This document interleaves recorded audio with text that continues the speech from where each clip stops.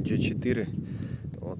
Начався стучок в задньому морті, але вирішив обслужити два і підтягнути заодно, бо дуже м'яко. І в чому прикол? Спереді стоїть якийсь брендований амортизатор, типу, там навіть якісь там наклеїчки є. Он є якийсь даже там біленький, видно, отбойничок. А взаді, короче, палена дешева херня і вже даже почало жрати шток.